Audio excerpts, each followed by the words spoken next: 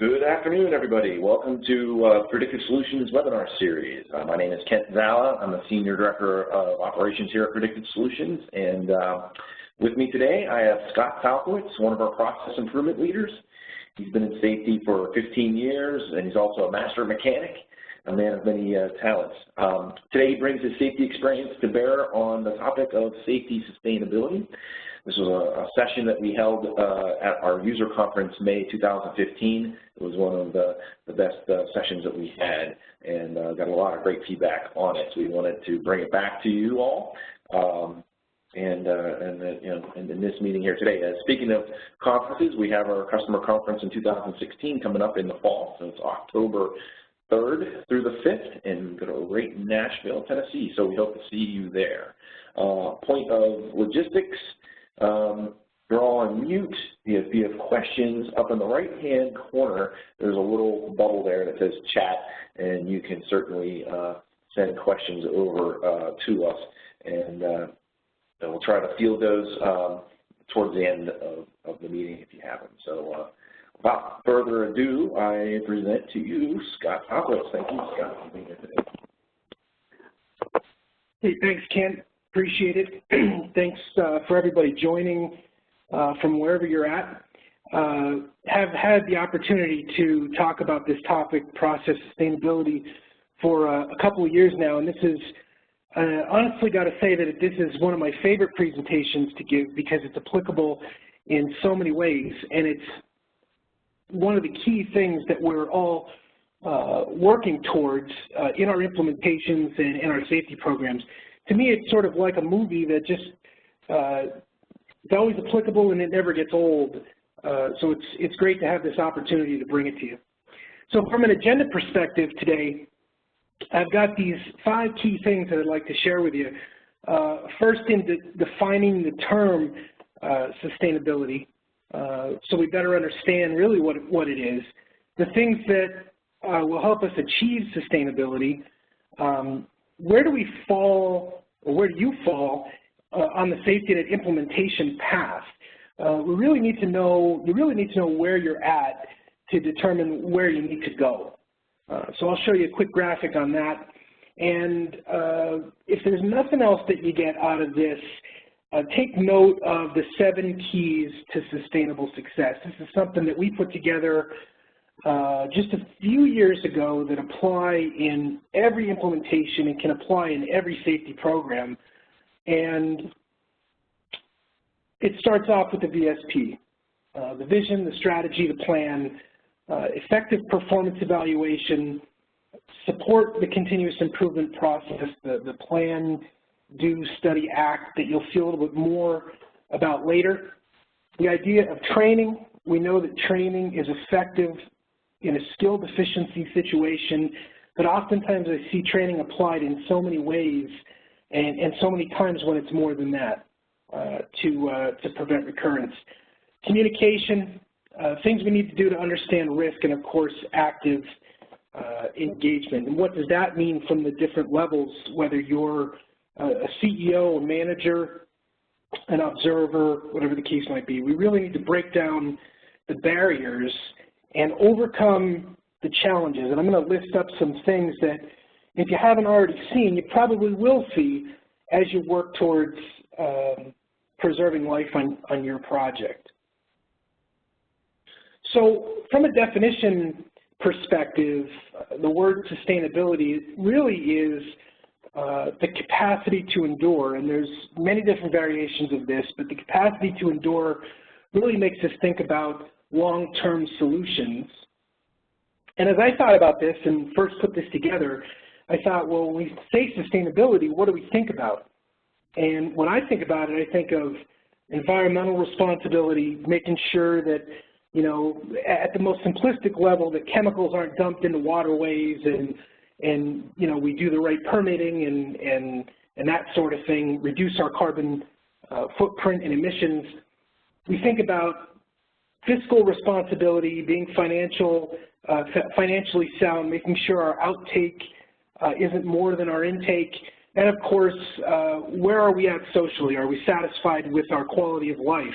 We want all those things to be sustainable But the real question I have is, how does any of this apply to safety? Where do we ever see safety come up in a conversation relative to sustainability? And I think this is where we have a good opportunity to pull this in. We all know that in many companies, it's a constant struggle between safety and productivity. And that's one of the barriers that I think we need to break down, generally speaking. And I should have said this before, every one of these slides is going to have something you can take with you back to your organization and in your day-to-day safety work, which is really something I love about this presentation, and it starts really right here with culture. We need to get our hands around culture to drive towards a sustainable process. And there are three key things to pay attention to and focus on when you're trying to build a sustainable process. And it starts with the people. We need to make sure that we put the people of the organization first. We need to develop a vision. And I say this in every implementation, we got to have a vision. Without it, it's really difficult to determine if we were successful at the end of the first year, because the days of just using the incident rates and the EMRs to gauge success, those days are gone, long gone, even though there's still a lot of companies using that as a primary determining factor. So for a sustainable process, put the people first, get the vision together, make sure that it's linked with the corporate vision for safety and we're all going in the same direction. Do things to make it personal. Every time you put a photo up there that has a child with their parents, that's not going to impact every single person, because not every person has kids. So we need to find different ways to affect people. It might be through a photo, it might be through a walk out in the process or the manufacturing floor on the construction site, along with a conversation of how do we make this personal with the employee. We got to try and keep it simple. The more complicated we make it, the more difficult it becomes, the more difficult sustainability is to achieve. And not only from the direct safety side, but also from our side, Predictive Solutions, we need to think about simplicity when it comes to our technology and our solutions. And I know we're working hard on that as we continue to move the program forward. Change management. Got to get everybody involved, from the ground floor right up to the C-suite, the executive offices, everybody on the same page, working the same direction, and that's all going to drive towards the culture. So addressing the people side of things is the first step for cultural success. The second and third, I'll say, is the process, I should say, are the process and the tools, and both of those can be broken down into strategic and tactical approaches. So on the left side there, as we talk about process, we need to support the people with standard operating procedures, and they might be JSAs, job safety analysis, or activity hazard analysis, or job hazard, whatever you're calling them, where we break down the work into specific steps, we identify the hazards, and we come up with steps to mitigate the exposures. It's hugely important, and we can incorporate that into SafetyNet through a checklist and gauge the effectiveness of that process. So that is a tactic you can use. Maybe it's doing audits, maybe it's focusing on something specific like fall protection or lockout, tagout, maybe it's developing safe work procedures from the process side. And then of course there's a behavioral-based system, a safety management system being put into a place, or supporting the hierarchy of hazard controls. So we got to have some type of procedural backing in what we do to support the process on the strategic and tactical side. On the tools side of things, and again, I would encourage you to look at each one of these, take it back, take a screenshot. When you get the presentation that's sent out, just go through it and sit down and say, how does this apply to me? What are we doing? What aren't we doing? What's my gap analysis say? So on the right-hand side, we've got the tools.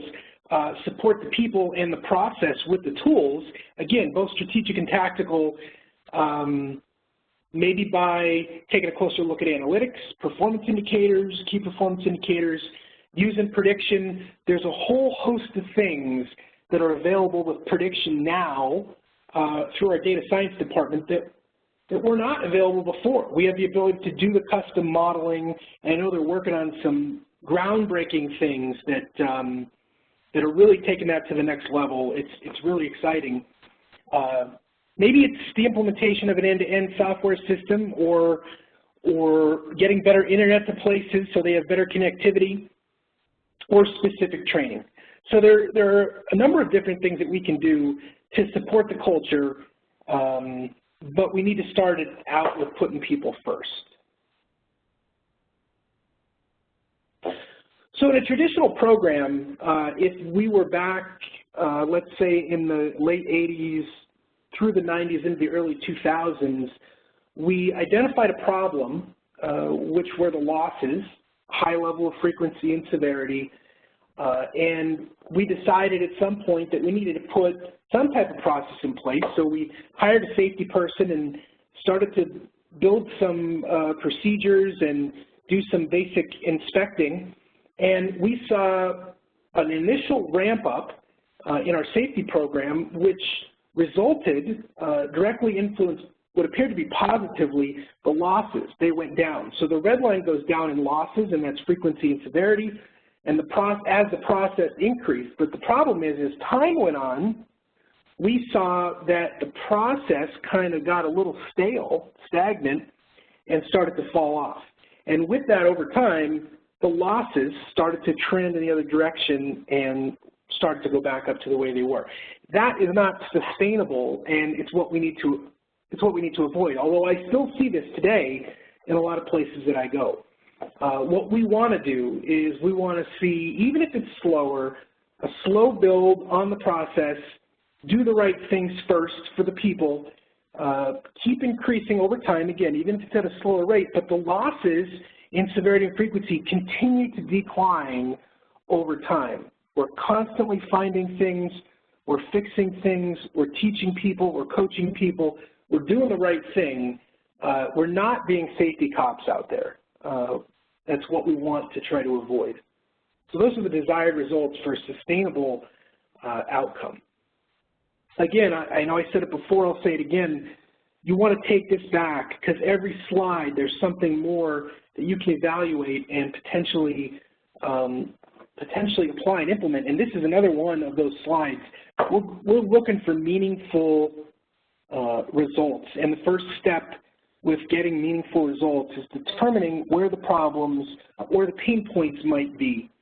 And when I put this together, I thought to myself, well, my experience with safety across not only construction, but manufacturing and recycling and some other areas, what have I seen? What were the pain points? Sit down, take a look at what the challenges are. Where am I going to have problems? Where am I going to have pushback? Who specifically do I need to spend more time with? If I don't do anything and we continue to go down the route we are, what's going to happen? Is it going to be a fatality? Is it going to be an amputation? Only so many times are people going to be able to get close to rotating equipment without machine guards before somebody somehow gets tangled up. Or only so many times will somebody be able to be at a high elevation without fall protection and get lucky and not fall. So what if we don't act? What are the benefits to productivity if we do act and we do make a positive change? Is it going to improve morale, increase morale? Are people going to be happier when they come to work? Are we going to be more profitable, which might lead to better salaries and more opportunities? What can we do with our existing processes, our existing safety management systems, or safety net, to help us along the way? There's tons of data that's collected, and so many times I'll log into a system and take a look around and see so many key indicators that people can be doing things with, sharing with the executives, sharing with the employees, identifying the great things people are doing and the areas that require improvement. But for some reason, they don't always do it. We do have a lot that aren't doing it, so that's a positive. The second step in getting meaningful results are defining the internal clients. So now that I've figured out what the pain points are, who do I need to go and talk to? These could be supervisors, they could be the president, it could be vice presidents and senior vice presidents and chief officers varying in sorts. I need to get a seat in front of those people with the right information, right? Can't be too busy. We got to have clear bullet points, clear indicators. They might be graphs and charts and some analytics to say, here's where we are, here's where we're headed, and that could be either positive or not positive if we don't make a change. And then the third one there is defining the leading indicators. So we got the pain points, we figured out who we need to talk to. Let's figure out what the leading indicators are that are going to give us the most information that different people might be interested in. And it could be participation, it could be reduction in severity and frequency, it could be how are we communicating?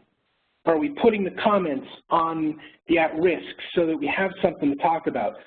Did we develop a data use plan so we share the right data with the right people at the right time to avoid reports just going into the trash file? Are we actively caring about the people that work for us? Are they empowered? Are we resolving the issues that are identified? And are we getting engagement on all the levels? Because we know that the greater diversity that exists in a safety program, the better the performance in the short and in the long term. So we need to have more than just safety participating. And if we're not, that's a leading indicator to say that we're probably not going to get the best results that we would if we had things differently. So from a meaningful results perspective, pain points, figuring out who the internal clients are, and defining the leading indicators are all three things to consider how we approach. So I mentioned at the top of the meeting about the implementation path, and this has changed slightly, but generally speaking, it was cosmetic in nature. There were some tweaks that we did over the past few years. The key things that you should see if you've never seen this, and this is shown to everybody that I work with, especially on the front end, we have three primary phases as it relates to safety net. At this point, it's really yours to determine where you sit. The first thing is design and configuration. This is where I would come in, or one of my colleagues would come in, and we would say, okay, what solutions are we trying to come up with? What problems are we trying to solve for? How do we want things set up? What do we want the drop downs to look like? And we'll set that up. We'll figure it out. What do you want your checklist to look like? If after you look at this, you see, boy, I need to add another checklist, or I need a different drop down, or the label antecedent is confusing everyone. It's doing us no good. It really needs to be contributing cause. Call me and we'll make the change. We need to have the system set so that it works for you. So that's all about design and configuration. From a timing perspective, it's typically 60 days that we move into data collection and use, which is the second phase. This is when we train people to use the system, and then they go out and they start to collect observations. So maybe you fall into that phase. And we also do the reports training and the advanced analytics training there. So you might ask yourself, have I gone through observer training? Yes, but I've never gone through a training on how to do reports. Or maybe I got to have Scott come back in for another couple hours to show me the key things about the summary report or the detail report. Or maybe I need to go the extra mile and figure out something in Excel that might be able to put it into a graph or chart that's not immediately available within SafetyNet. So find out where you're at in the second phase. And then the third phase, and the primary reason why this is here, we're all working towards getting everyone to the sustainability phase. Once we make these changes, we improve the process. We want to make sure that you don't go back to the old way of doing things. And that's really what sustainability is about. You may spend a little more time in data collection and use. You may need a little more time with reports training or advanced analytics or figuring out the grid. But the goal is to continue moving forward towards the sustainability phase. So find out where you are in this implementation path. So those are the 3 sections to focus on. So these are the 7 keys. This is number 1 to sustainable success. I talked earlier about VSP. This is an acronym. We've got a lot of acronyms in the safety world and industry in general. Vision, strategy, and plan. This could be an hour discussion or it could be a 3-hour discussion. And what my experience is, we'll sit around the table, typically in a planning session, and we'll say, okay, what direction, do you want to go? What angle do you want to take? Where do you want to get to? And it's typically followed by some silence, and then maybe 30 minutes into it, somebody pops up and has an idea. And it just takes that one idea to spark interest, and all of a sudden, after about 30 minutes, we have this discussion that's interactive, that goes around the table, and everybody is getting involved, engaged. And I've had it at the end of the 3-hour meeting where people come back and say, wow, I can't believe what we accomplished in this session. I really feel like we got somewhere. And so I would ask everyone on the call to think about, how do you gauge success? When you get to the end of the 1st year or the 5th year, how do you know what you were supposed to achieve if you didn't have that written down, right? So take the time to clarify the direction of change, communicate it, motivate everyone to action, figure out what a non-wordy goal is for a vision.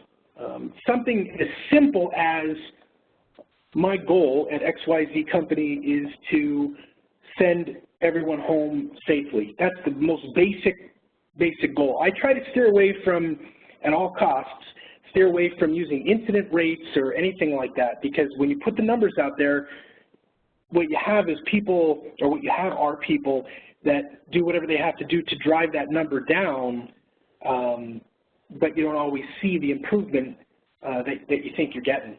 So get that vision together, and maybe it's something focused specifically on inspections. Our goal is to improve safety inspections to reduce severity of injuries, something as simple as that. And then come up with some strategies. These are forward-thinking strides that are going to be put in place to achieve the vision. And it could be putting a committee together to evaluate the effectiveness of the inspections that we collect. And we typically have 2 or 3 of those. And then we have the plan section. And the plan section is typically the key components that support the strategy. So we have our vision, which is where we're going. The strategy are the things we're going to put in place to evaluate the vision and support the vision. It could be a committee focused on it. It could be we're going to communicate better, and then it's followed by the plan, which are the key indicators. And to support communication, it might be development of a data use plan, right? So we have one of our strategies is to more effectively communicate the information on a regular basis, and the plan could be develop a data use plan that's appropriate for all recipients. And then the idea is to come back every 4 weeks or so, or 6 weeks, and you would do this internally and look at the VSP and say, well, are we doing this? If we're not, why not? Is it because we're not doing something that we should be, or maybe we left something out, we need to make an adjustment? So at least we have something that we're tracking towards. So that's the first key. Let's make sure we have a VSP in place. The second key is really around performance evaluation. And a lot of times I get the question, well, we have all this data, what do we do with it? What should we be looking at? What should we be measuring against? Here are some ideas. Put them down here in bullet points. They should be quantitative and qualitative, a combination. Typically, when companies first start out, they're quantitative in setup, but then it moves to qualitative. And on a quantitative side, it's inspections per week. That's the most basic. What's the count? We start off with that, and then we start to move to more complex things. It might be looking at the indexing for observer, inspector percentile performance. Where are we at? And we don't just look at the stars, we have to look at the values because it's force ranked in the indexing. So you may look at someone who has 5 stars, but because nobody else is really doing anything, they show at the top of the list. And that could be misleading if you don't know exactly what you're looking at. So percentile performance, open issues resolution. Everybody sees the green cylinder on the project landing page, open issues resolved within 48 hours. I get the question oftentimes, it says 72% for my open issues resolution rate. Is that good? And my answer usually is I'm not really sure, because even though 72% or 75% are resolved, what about the other 25%? What's happening there? Have we taken steps to prevent recurrence or taking steps so that the next person doesn't get injured until we actually get a long-term fix? Comments and 100% all safe. We want to make sure we have a comment on every unsafe or every at-risk, whatever label suits your implementation. And we don't want to see 100% safe all the time. So that's something that could be an indicator that there's pencil whipping going on. Another thing I like to look at is categorical diversity. Are 90% of the inspections or 95% of the inspections all in one category? Are they all in PPE? Or are they all in housekeeping? Or do we have diversity across the categories that indicates that we're looking at more than just 1 or 2 things or 5 things? Are we looking at things that could potentially seriously hurt people? And then I threw something else up there for those that are savvy with Excel. It is a function that we looked at building some way into SafetyNet in the future. We're still evaluating that, and it's called observation strength. It's where we assign a weight to a category, and there's some math that goes on in the background that multiplies the observations by the weight and then factors it into all the observations collected, and then it color codes red, yellow, green. Are you a red inspector, a yellow inspector, or green inspector? Meaning, are you focusing on the things that your company thinks matters the most? That is something that we've done manually here, just sort of playing around and doing some R&D with, and something that you can do as well for observation strength. A little bit more manual right now, but it is something that we're thinking about. So that's the second key, effective performance evaluation. The third thing here is supporting the continuous improvement process. Whatever's happening, we have to continue to move the ship down the channel, move the car around the track, get people across the line. And to do that, we look at the plan, do, study, act process. We have to go out there and develop a clear plan to meet those goals. And the VSP is the first step in that process, the vision, strategy, plan. The second part is that we execute. We execute the plan, we evaluate the progress with the data that we get through SafetyNet. Now, we don't have a huge issue with people collecting data. The issues that we see are people not using the data that they have to make data-driven decisions, using their observation intelligence. That's oftentimes a hole that we find. So number 3, evaluation. Evaluate the data that's collected to find out what areas need improvement. That's really what I was just talking about there. And then the last one is act. Let's recognize the positive achievement. And oftentimes I can sit back and ask the question, do we do enough positive recognition for the great things that are happening? Or do we just focus on the negative? And a lot of times people will come back and say, you know what, we really don't. We really don't focus enough on the great things.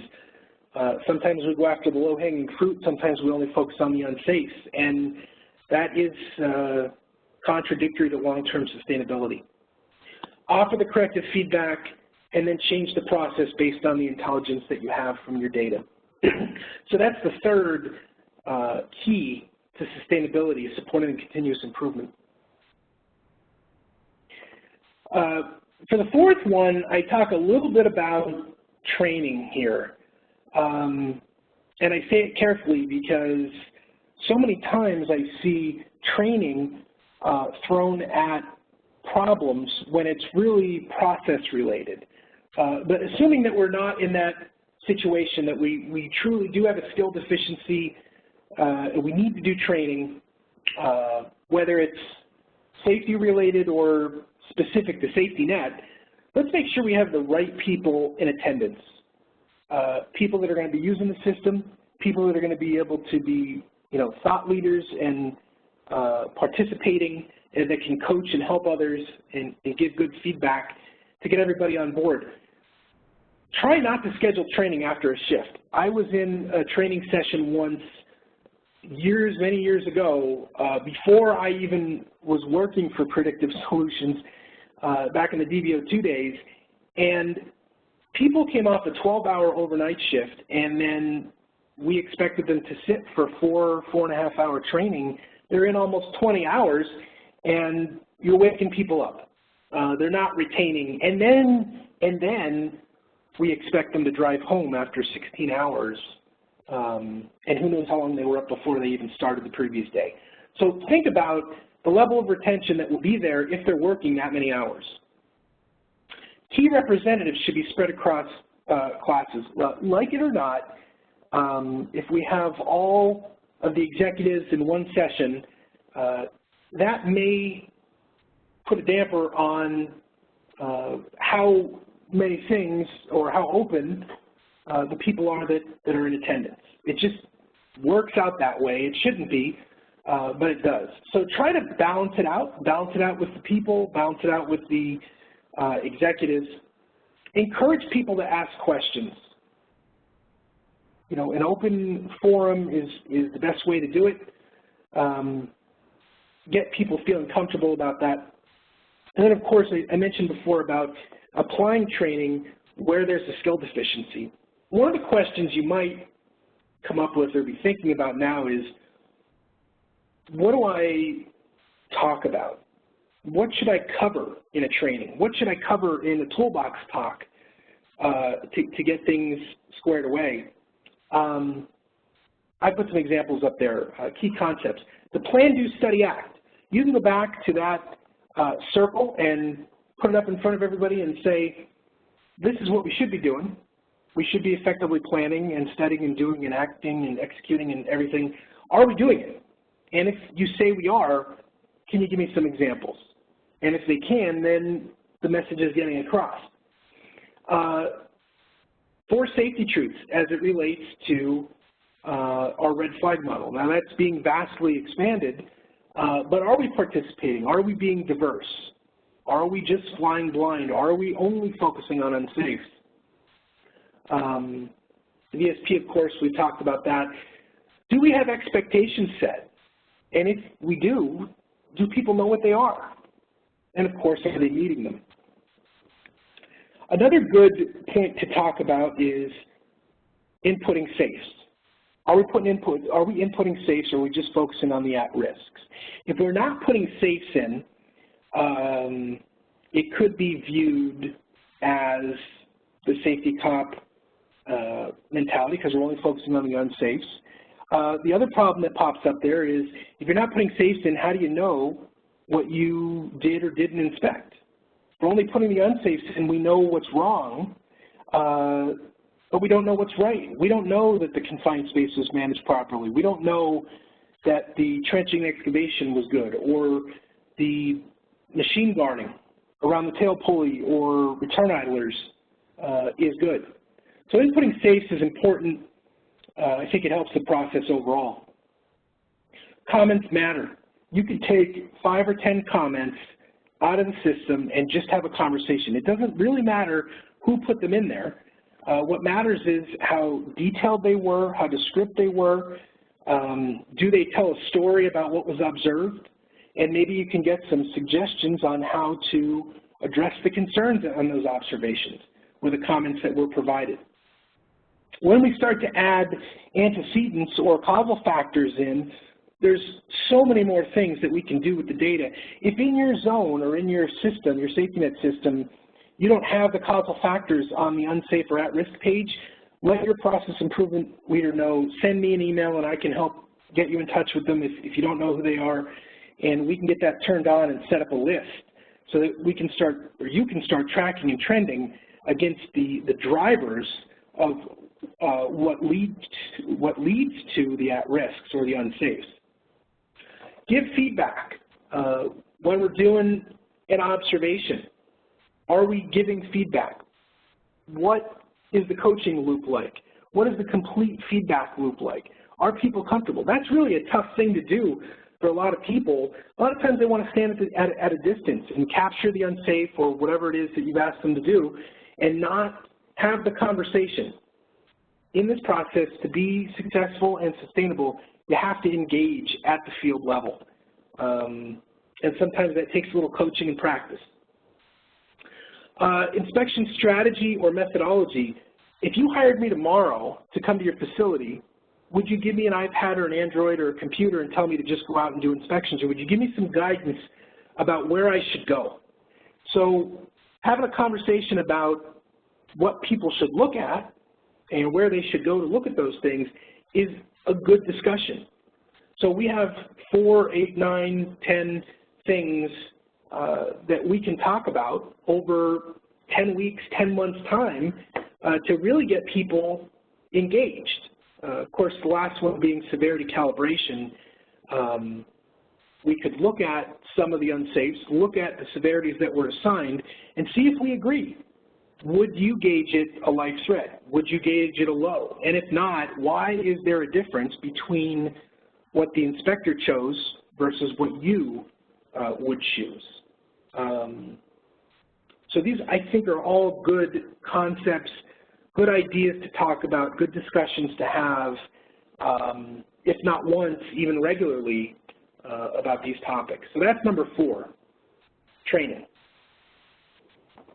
The 5th one here is communication. Really important. Falls into the data use plan area, making sure that we put it together, we get the right information out to the right people, and it works like pieces on a circuit board. If a capacitor, a resistor, a processor, a piece of memory, a transistor fails, the circuit board is going to go down. And if we lose this aspect of communication from the process, it's going to break. You're not going to get the results. You're not going to get the sustainability. It's going to be a systemic breakdown. So in the data use plan, it should be part of the VSP, Vision Strategy Plan, and it is an organized framework on how to communicate information to the people that need it. I usually do a session at the Vision conference that we have every about year and a half on data use plan, and it's usually received pretty well because, again, this is a challenge that a lot of companies have. We really want to have on a piece of paper the way you're going to communicate or type of report, the frequency, the recipients or target contacts, the method of communication. It doesn't always have to be a report out of safety net.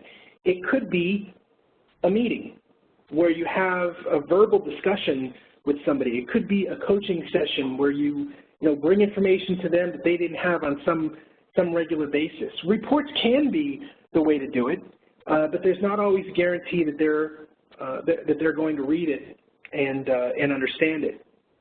And of course, be able to determine the anticipated report value. This is important. This is something that needs to be set up. I would encourage you to get with your process improvement leader to figure out the best way to do this. I have a template that I'm happy to share with anybody. Send me an email. You'll have my email address at the end and I'm happy to provide that to you as a starting point to get the data use plan set up.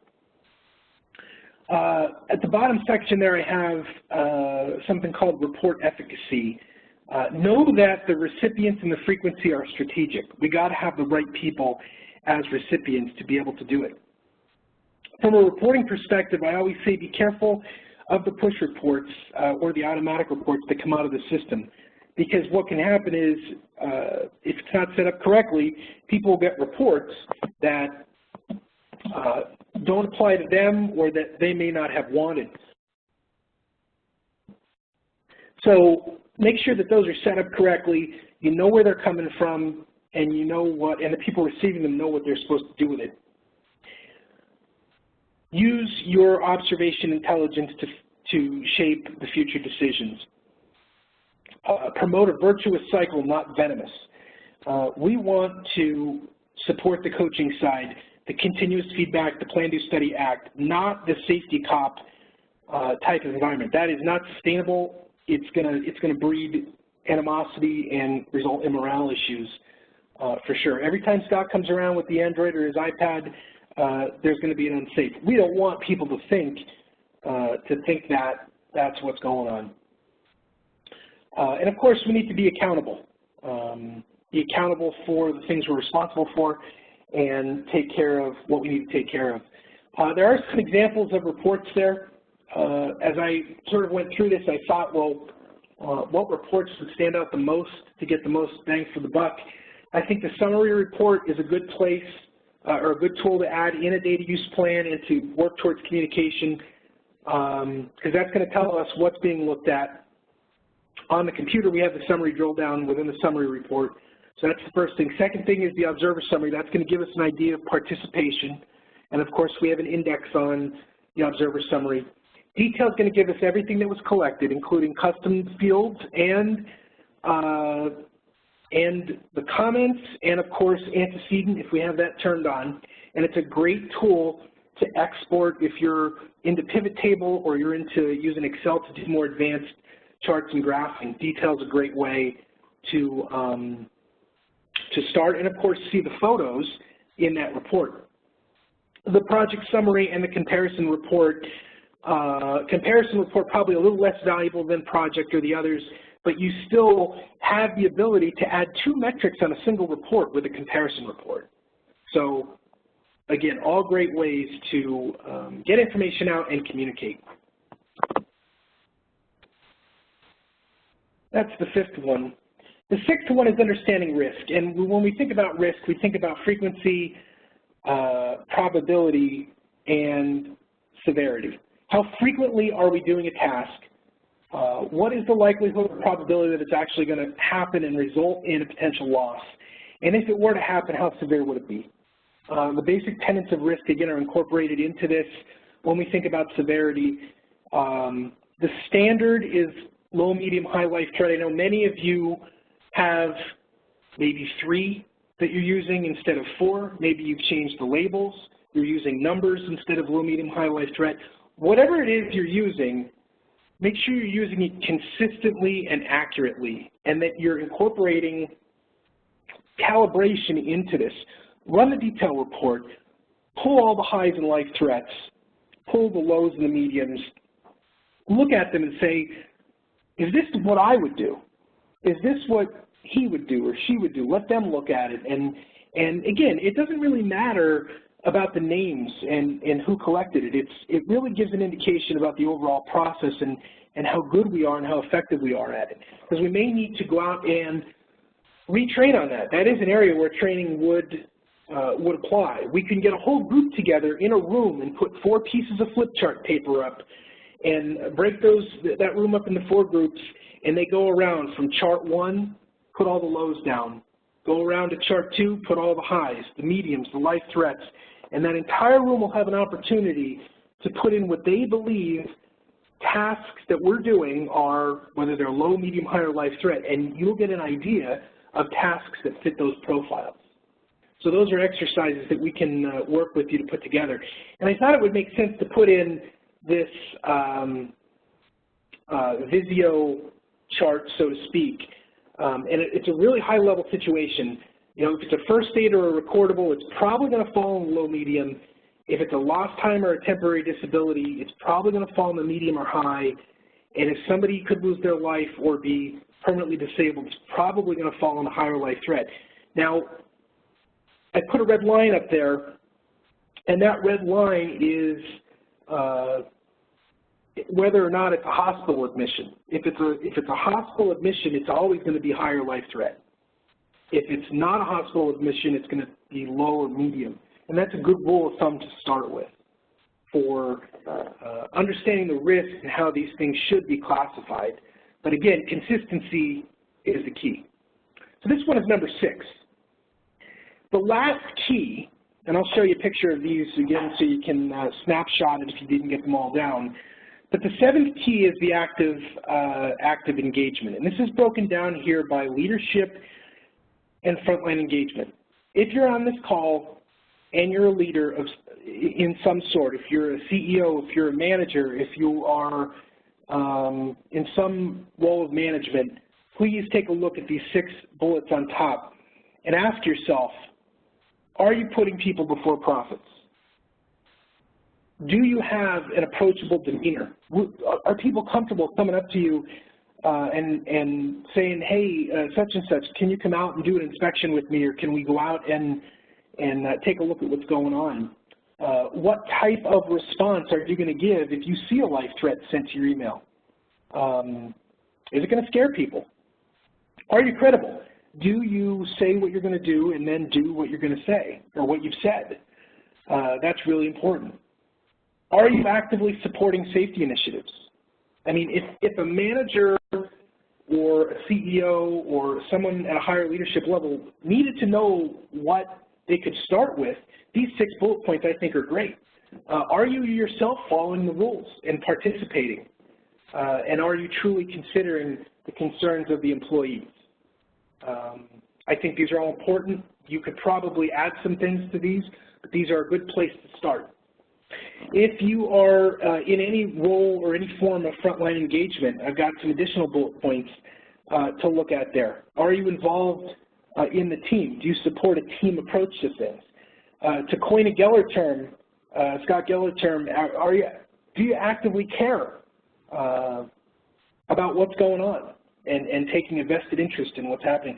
Are you doing things to empower the workforce, to get them engaged, to participate with them, to make them feel like they're respected and appreciated for the things they're doing? Are you showing positivity and attention to detail? Do you really believe that the things you're doing are making a positive influence and difference, you know, in the quest towards a sustainable process and system? And of course, is there free-flowing feedback? And again, these are some things that I jotted down that I've seen over the years and that I believe in. I'm sure you can expand on it and add, but these are a good place to start for the 7th key to sustainable success, active engagement. And so I promised at the top of the meeting I would throw up some potential barriers as we move towards the close of this session. What do you think you might come up against? I don't have all the answers. I have some good examples of what you might see. I'm more concerned about you identifying what applies in your workspace and what you're going to do about it. And this is probably going to be part of the discussions that you are going to have with the senior line to address these things. The first thing is technology resistance. You're going to run into some people that absolutely don't like anything more than a flip phone, if that. I mean, I still know some people that don't even have a mobile phone of any type, believe it or not. So technology resistance could be a challenge. And you know, now we're going to ask them to do inspections and observations. We need to try and help those people. The second thing is mixed management signals. If we have management out there that are giving mixed signals because they're turning a blind eye or they're telling people to do something alternative to what the right expectation is, this is going to be a barrier. This is going to be a barrier. And those aren't easy discussions to have because people feel like they're being thrown under the bus if they're called out on it. So we got to do that the right way. Do we have employees that are not empowered? Is that something that we're creating? That is going to pose a barrier, and we need to work specifically with those people or those groups to try and avoid that at all costs. The fourth barrier that I've got here is no adoption strategy. We don't have a plan in place to reach everybody that needs to be reached and get them on board. We need to find those people, we need to find those processes that are damaging, and we need to provide a clear path to full adoption across the whole group. And once we've done that, that's going to pave the way towards a sustainable outcome. This is probably one of the most important ones, no feedback. The worst thing you can do is go out, buy a bunch of devices or computers, go out and train people, invest the money and time, and then never give anybody any feedback. I've seen it firsthand. The information goes into a black hole, and then people will say, well, if I don't do it next week, is anybody going to notice? And all of a sudden, you start to see your participation drop off. And it might start slow, but then you start to see a pitch off.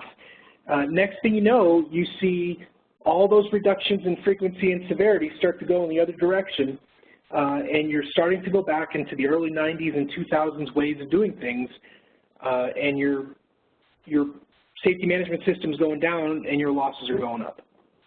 So we need to make sure we have feedback. This is one of the most important in this loop. Failure to use the observation intelligence, I think it kind of works hand in hand with feedback. We need to use the information that we get to drive the decisions we make in the future. It's there. Sometimes we have to do a little digging for it, and I'm happy to help. If anybody has questions about how to use the information, you know, what topics should we talk about, what things should we measure, hey, can you show me a different way of looking at this? I will make the time available to you know, do a phone call, even a webinar if we have to do that for you to get to the right place. So use the information to make decisions. Lack of communication. Again, not getting the information out there, going out and capturing an at-risk and not having a coaching session. We're just not communicating. We're not having it, or not having a data use plan in place. Again, falls back into the no feedback section. These are very similar. I could probably combine those into one, but important, and I think it needs to be isolated. The last one here is we really don't realize the impact to the organization if we don't do anything. And of course, we don't realize the impact to the organization if we do it. A lot of times we think that our efforts will go unnoticed, but the reality is this will change with the right management commitment and leadership.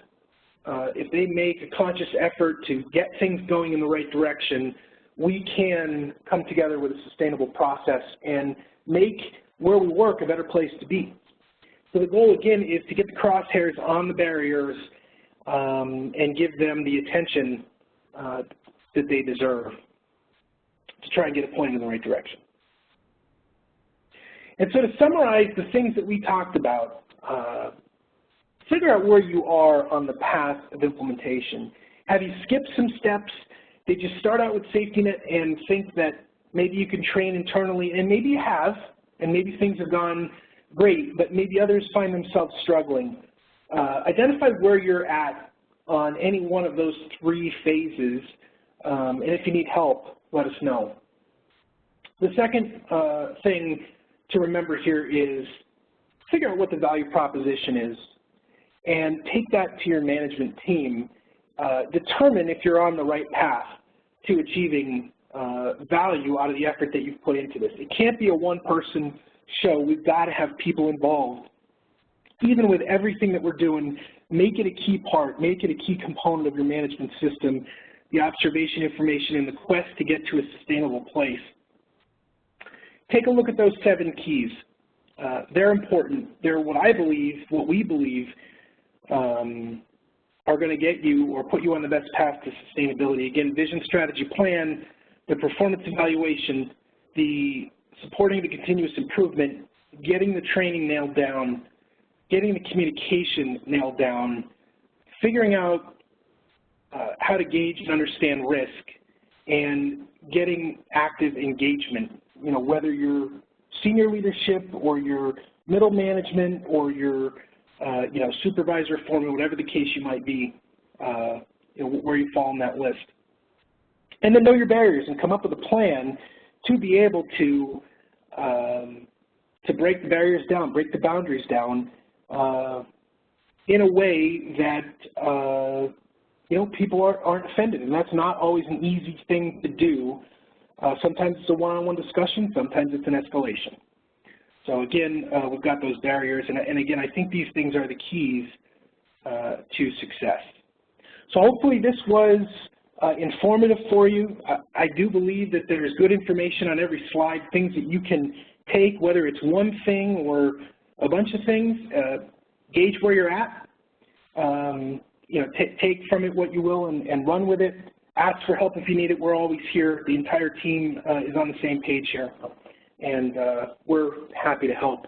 On the next slide here, got my email address and my phone number. That's my personal cell. Feel free to call it, and we'll take it from there and get you going in the right direction. So, Kent, back to you. Thank you so much, Scott. Very informative information here on making your safety program sustainable. So we can open up for questions if there are any. There's on the upper right-hand side of your screen, you'll see a chat bubble. Click on that, and you can then send questions. We will also make this presentation available to you. We'll send a link so you can watch it again if you like, or share it with colleagues. We'll get the slides out to you as well, so you can have them. Each slide, as Scott said, is a really valuable tool. What I really love about this presentation is it's about sustainability, and we certainly we're focusing on safety, but these concepts, at least 95% of them, can be used in a lot of other areas in your organization. I mean, it doesn't matter if you're implementing a human resource software package, or maybe a financial software package, or some other different types of things. I mean, these same concepts can be used. It's all about accountability and engagement and in the proper training and so forth. So it's a great slide deck. It's very informative and very helpful for anybody out there. So so again, thanks, Scott. So just coming up next in May 25th, same time at 2 p.m. Eastern, we have another webinar. This will be hosted by Dr. Chuck Pettinger. He is going to be talking about how to use data to improve your culture in your organization. So we look forward to having you join us for that webinar as well. So thank you, everybody. I don't see any questions come across. So we hope you have a great and safe day, the rest of your day, and we look forward to talking to you next month. Take care, everybody.